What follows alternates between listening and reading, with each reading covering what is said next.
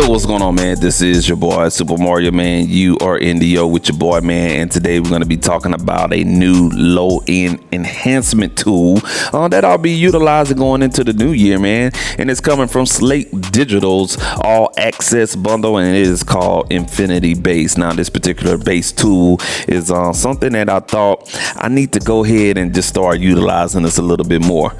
Stuff like that, man. And I'm really trying to wean myself off of utilizing Waves plugins and stuff like that. Been using Waves plugins for over 20 years. They've really been good to me, but as of lately, I've been noticing that they're really not holding up their weight in the processing of some of my sounds that I use, and I'm not using them, and I'm really not going to them. They're not a go-to tool anymore. And when sometimes your plugins is not a go-to tool, you need to go ahead and get up off your hard drive and stuff like that, man. So the two tools that I've been utilizing is Unfiltered Audio Mint Bass, and this one as of recently, Slate Digital Infinity Bass. Now, I like Infinity Bass not because of what it looks like, not what it basically does. It just works really, really well with my workflow and how I hear things in the low end or whatnot. So you can utilize this tool on multifacets of bass sounds, whether it be drum tracks, a kick drum, a 808, synth bass guitar, anything that has a bass sound and you need to enhance it, even a mix, you know what I'm saying? So let's say you have a sub mix with all your drums, a sub mix with all your melodic instruments that has a little bit of low end, you know what I'm saying, from some overtones or whatnot. You can use this to enhance it, you feel me? Or even on a full-blown mix, if you really need some bass excitement, Infinity Bass really has you and stuff like that, man. So we're going to transition over into Ableton Live and take a look at Slate Digital's Infinity Bass. Man, let's go. All right, so here we are in Ableton Live, man, and I got the instrument pulled up of what we'll be utilizing here. And we're using this basically a 808 Rumpler from DigiKits, and it's called Double XL Fresh Bass, man. This is kind of like one of my go-tos for, 808 sounds and everything like that. And I got a preset pulled up here. And this instrument really gives you a lot of good tools to tone shape your 808. However, it sometimes with an 808 or even a bass sound, it's kind of like it's missing something, and that thing that is being missed is subharmonic frequencies or whatnot. Subharmonic frequencies in layman terms is like frequencies that you can't bring out with the normal EQ. You have to use something of an enhancement tool, whether it's an exciter or rather it is, some type of saturation type of tool. But Infinity Bass is a mixture of both of those, exciter and a saturation enhancement tool. And we're going to utilize this and give you a demonstration on what the Infinity Bass does. So what I want you to do right now, I'm gonna shut up talking, I'm gonna play a little bit of this beat so you can actually hear the 808 in its raw form, and then we'll come back and do some A/B comparisons and talk about the plugin for sure. So let me turn this beat up and let you guys hear what the 808 is doing in the mix.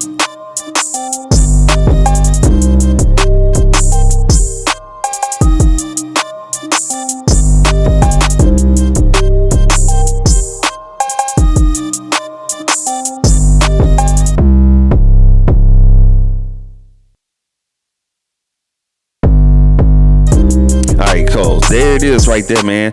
All right, so that is the 808 right there, man. All right, so you heard it. It sounds really good. It fits in the mix, it's really filling up the bottom end of the mix or whatnot, but it's just like it could be enhanced just a little bit. Okay, now I recommend that you listen to this particular video on some high-end monitors. Have a sub in that particular monitor setup, or if you're listening on some headphones, make sure they really good headphones. None of those store-bought Family Dollar headphones or whatnot. It's just not gonna work. Okay, and the Amazon brand too, you got to have something that really can get down in those low ends and give you a good representation of the sound. All right, so let's talk about the plugin first. All right, Slate Digital Infinity Bass. Here it is right there in your face. The GY of it is pretty cool, man. Stars and planets and whatnot. You know, I have my opinion on stars and planets, but hey, man, that's what they wanted to go with. But it gives you a really, really good visual representation of what's going on, man. And how they do that is you get a different planet with different types. Yes, different types of enhancement tools that they give you in this particular plugin. All right. So here at the logo, you know what I'm saying, it's just showing you how to get to the user guide. So this plugin does come with a manual, online support, and also your licenses that come with the plugin. You have a preset window that you can choose all different presets. So there's not many presets to choose from because this is a very straightforward effect, you know what I'm saying? So there's not going to be a lot of presets that you need. So, you know what I'm saying? Even a caveman can work this plugin. So that's what that is right there. But you do have a plugin window. You can also click right here and pull up your presets right there. Plugin window. I'm sorry, preset window. Excuse me. All right. And then you have where you can, whatever you do in here, you can save your presets. You have an undo redo button. You can hit this little loop back icon here, which is to reset the whole plugin to its default state. A/B comparison, and also you can turn off your tooltips. Then anytime you hover your mouse over these little situations, that'll help you understand what the plugin is doing, just in case you can't retain information. All right. That gets a little aggravating for me, but I'll keep it on for the video. All right, so let's talk about what the controls do here. All right, at the bottom you see these big old knobs, and you see the planets, or should I say this little, I don't know, orbital track right here, and you see punchy, warm, deep, and phased. Now these four different I like to say different flavors of bass enhancement features that they have here gives you different flavors of what the plugin is doing. I like to say it's different type of saturations, different type of excitation of what this plugin does. Okay, and we'll get more in detail with these four different features right here, but these four controls down here is definitely especially the three right here to your left is definitely representing what this little situation in the middle is doing or whatnot. So let's talk about the amount. The amount is just basically how much of the process signal is going to be driven and mixed in with the original sound source, whether it's your kick, your 808, or whatever your bass sound that you're utilizing. So you'll notice that when I turn down the amount, you see no planet. Okay, and when we turn up the amount, you'll see that it's a visual representation of the process signal being mixed in with the original signal for your bass sound. So you'll hear that, and then when I turn it down, you'll notice that we don't have that same angry, aggressive bass tone. Okay.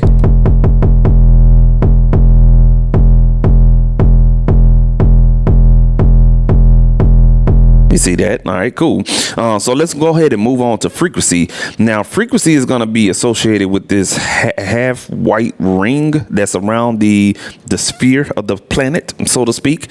So right now, it's basically a targeting tool.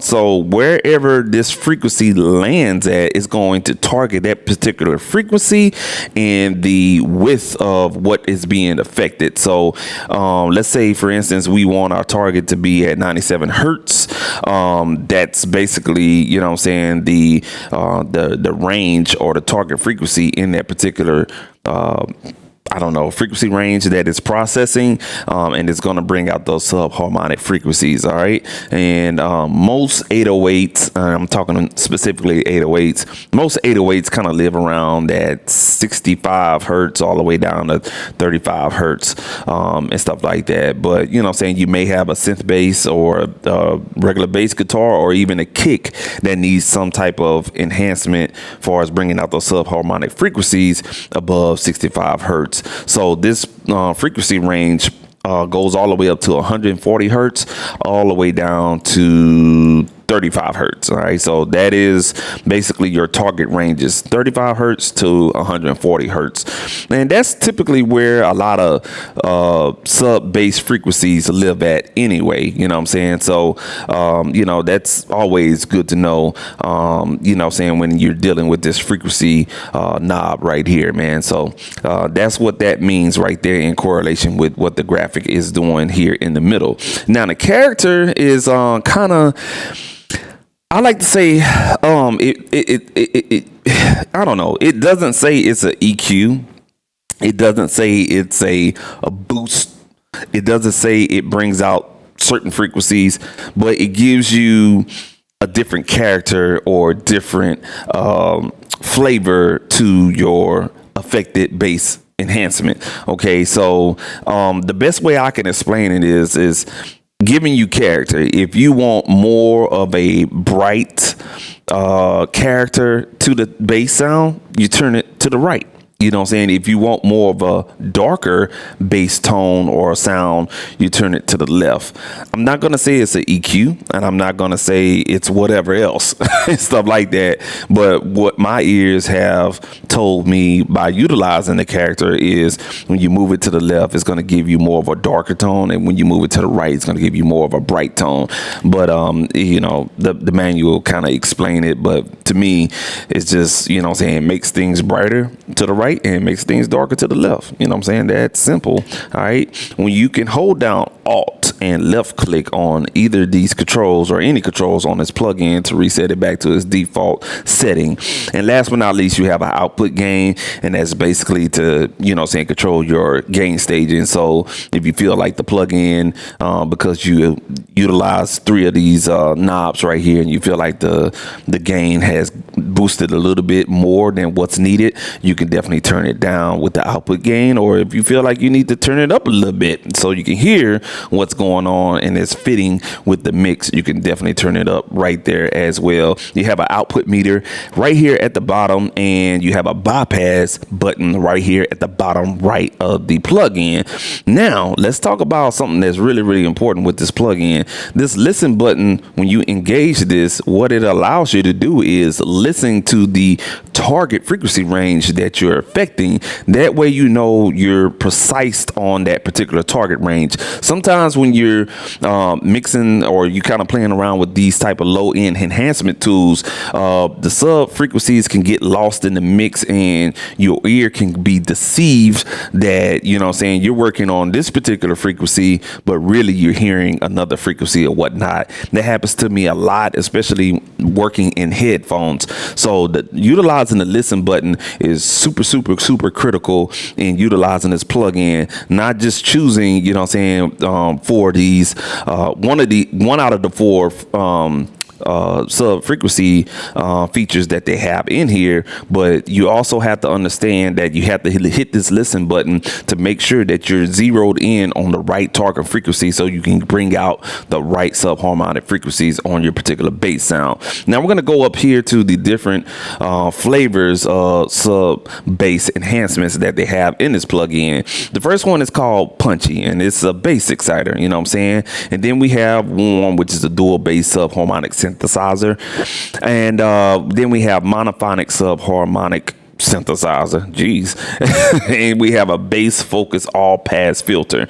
Now, what all 4 of these are doing, not exactly sure. I mean, you hear the word synthesizer, you may be confused. Well, is this an instrument? No, it's not.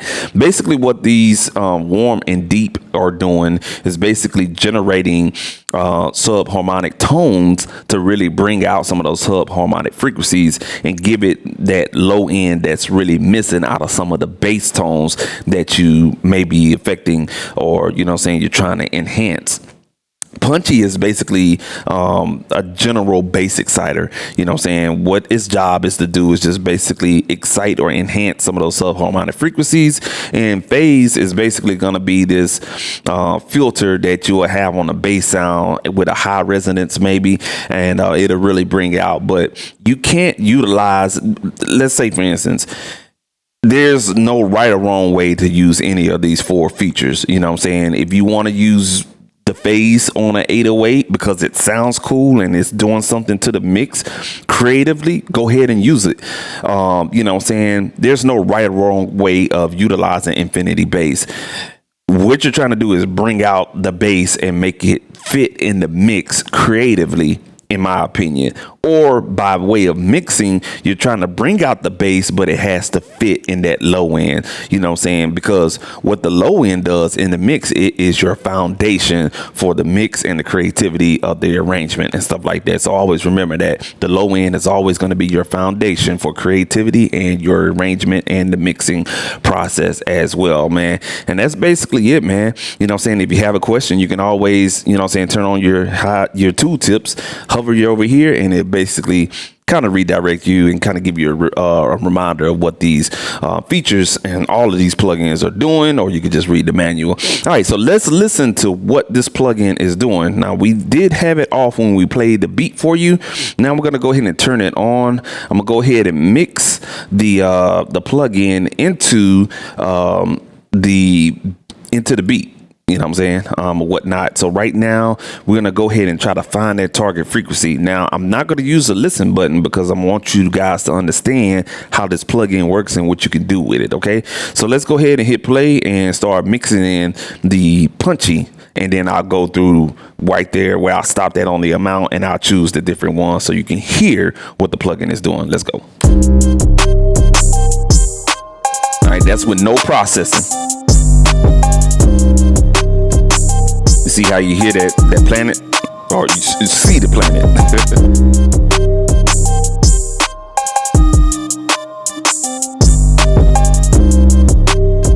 All right, cool.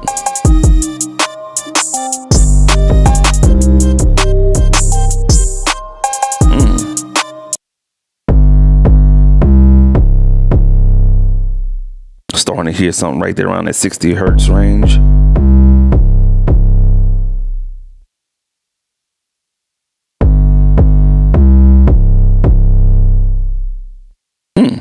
All right. Now what I'm gonna do is turn the character left and right so you can kind of hear what's going on. Oh, you can hear. See how it's doing something weird in that upper registry of that sound? And I don't think these headphones can extend so low and can really bring out some of those sub frequencies and whatnot, but I can feel it more than I can hear it. And that's what it's doing right there. So if you're listening on the sub, you'll probably hear what I'm doing right there. So let's hit the listen button and see where we at. Ooh, see, I was off. I was at 68 hertz. Still pretty good, but I like that low end. I like that low end right there, man. That's nice. All right, so with the listen button engaged, you can really hear what the character is doing. It's basically trying to bring out and make that sub harmonic frequency brighter up there on the upper frequencies there. But right here, when we bring it and dial it back,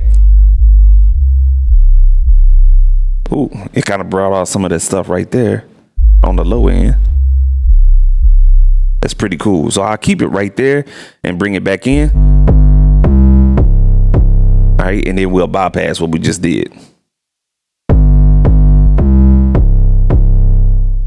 Now listen to the tail end of the sound when it stops. You notice that those lower frequencies aren't attenuated. All right, let's play it again with the plugin on. Listen right here. Right when the plugin, the sound stops. You hear that? It's kind of like a, you know what I'm saying? Now let's bypass it again. See how it just cuts off? Now let's play it with the plugin on. See how it keeps going. So, you know what I'm saying? Like I said, I can't really hear too much with these headphones.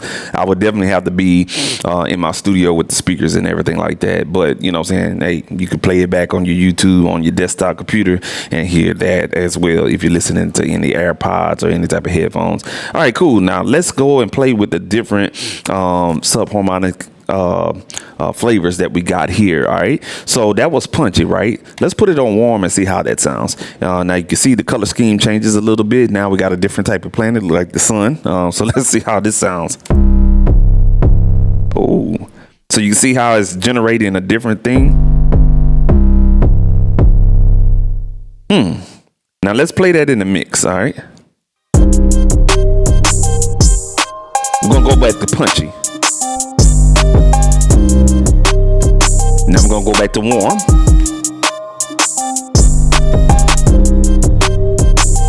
Even though it's making the bass sound, you know what I'm saying, enhance, and it's doing something really awesome far as on that low end, it still is not fitting with the track, right? You know what I'm saying? So warm may not work, but you may have a sense of, okay, well, if I'm creating something from scratch and I start with my 808, I may want to use the warm, or it may work a little bit better on a different type of bass sound. Okay, so just keep that in mind. All right, let's go to deep and see what this does. All right, so let's go back to Punchy. Now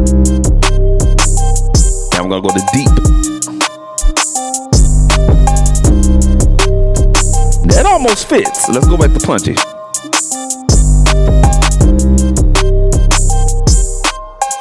Deep.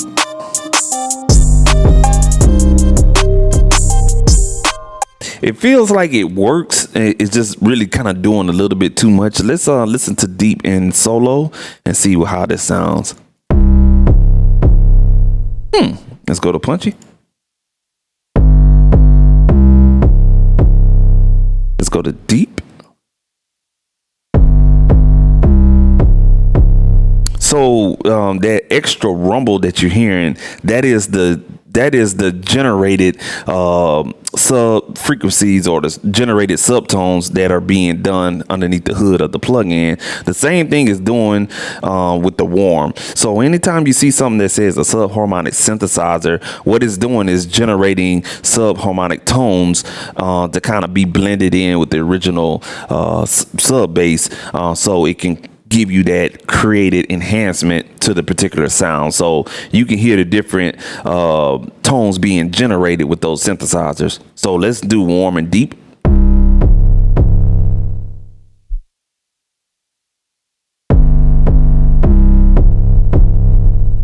I like deep.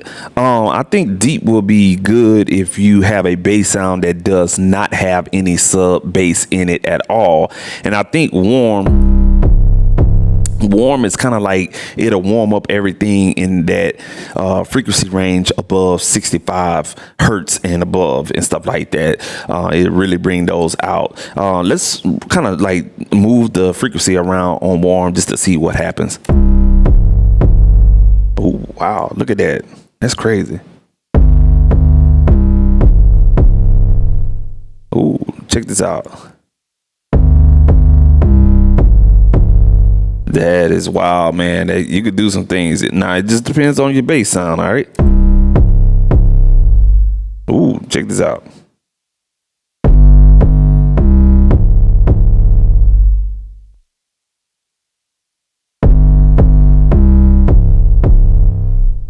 All right, cool. So even though, you know what I'm saying, these two are synthesizers, they're definitely generating those subharmonic tones in the frequency that you put it on. However, it's just not fitting with this 808. I think Punchy would work right here. All right, let's put it back on. I think I had about like 56 hertz, whatnot. All right, let's put it on fades and see what's going on with fades in the mix. All right, so let's put it back on Punchy.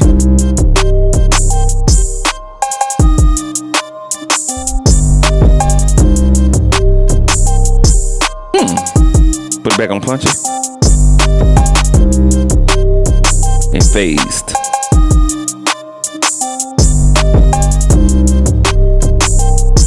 Yeah, that one doing something really weird, man. Let's listen to it in solo. All right, so phase is, again, it is a bass focus all pass filter. All right, so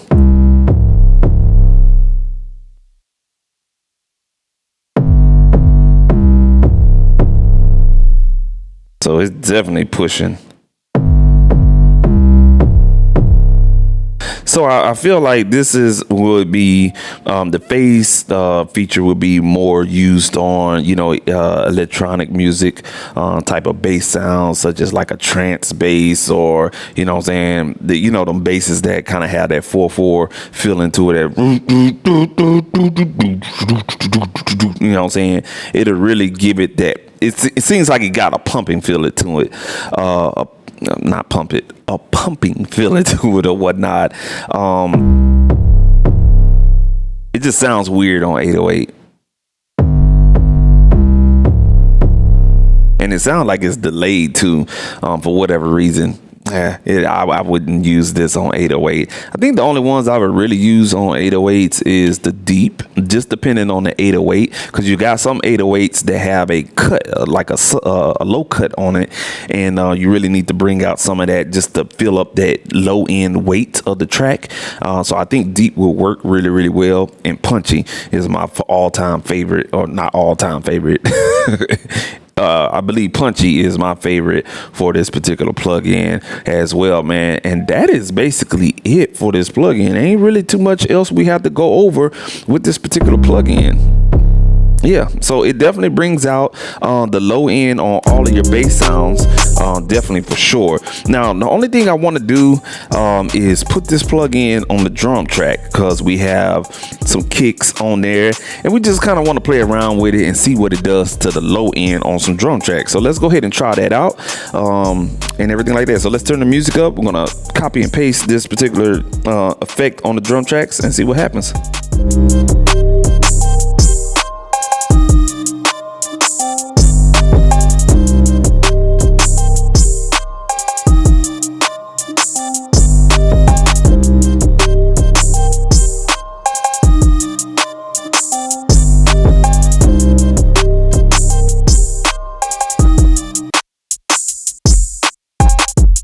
Okay, so we have the Infinity bass. All I did was copy and paste what I had with the 808 onto the drum track. All right, and let's just kind of go back to its default state. All right.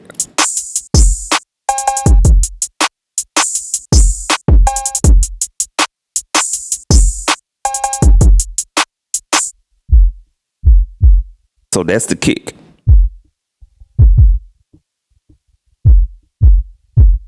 Now with kicks, you'll probably more often, deal with a higher target frequency.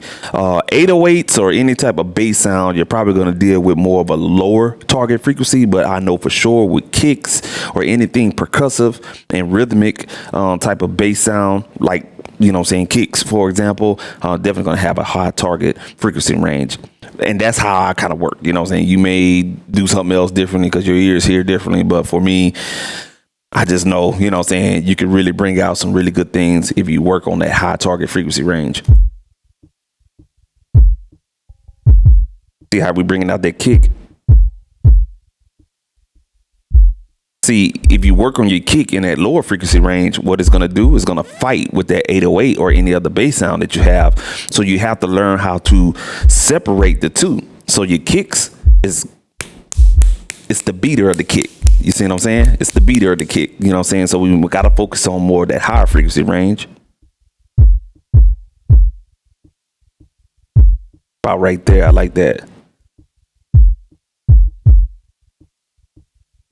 Now let's play around with the different different features that they have in here. So let's go to warm. Ugh, that sound nasty. Oh shit. I like what the deep is doing. What the fuck? The phase is definitely not. Nah. So the deep, like I said, deep and punchy is kind of the two that I would use on a regular. Let's bring this down a little bit. Ooh.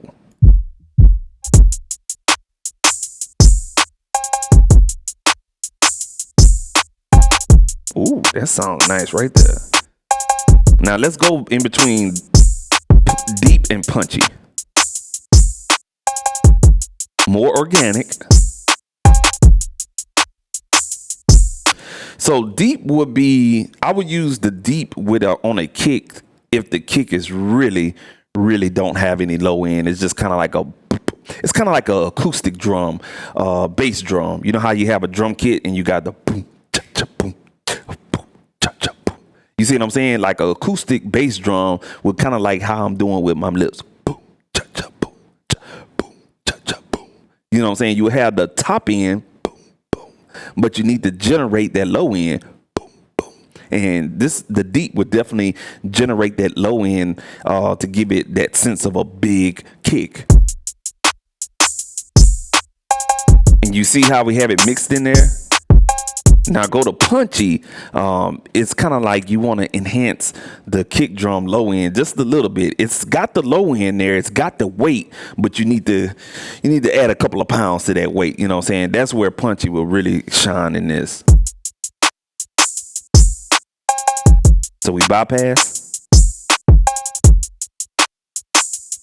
Now let's go to deep and bypass.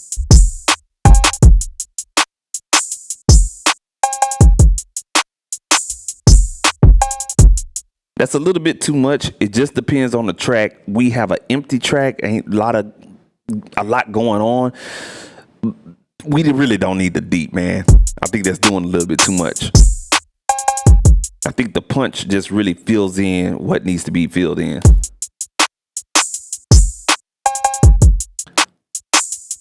Now let's go ahead and introduce everything besides the 808.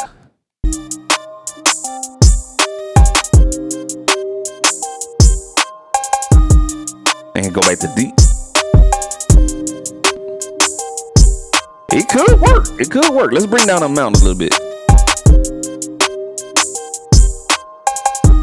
So you ever had one of those beats that was like it didn't have enough or a beat that does not have a bass sound in there on purpose? It's just really kick drum and everything else, or 808 and everything else. I think if you mix it in right with the different parameters, deep will be perfect.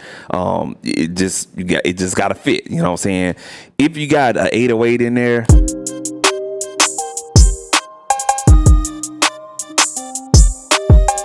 I think Punchy will be good if you got any other bass tones in there. But like I said, all of that is subjective to your opinion and how you mix and make your music. There's no right or wrong way to utilize this plugin.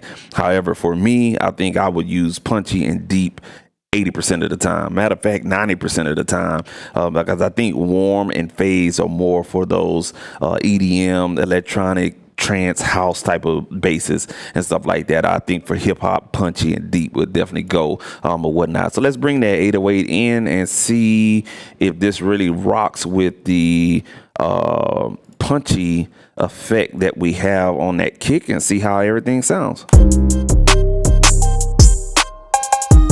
Wow.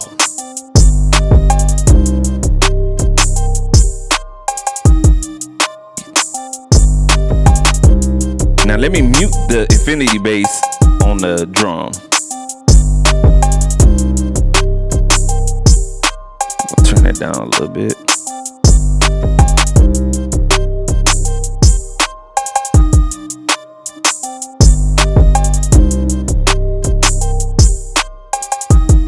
That works really, really well. If we have a good side chain compression going on or whatnot, this works really, really well. And I like what it sounds. Not what it sounds, but I like how it sounds on kick. So, I mean, this is a check mark and a confirmation for me that Infinity Bass works really well on kicks.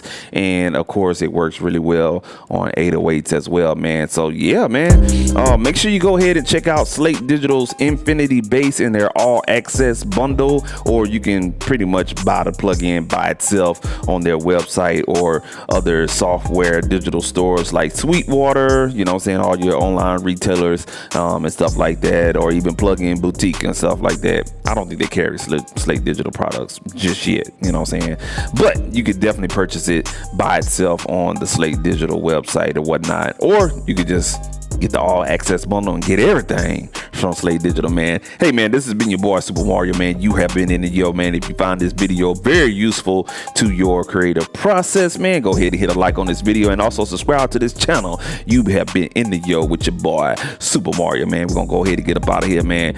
Be blessed, stay creative. We out.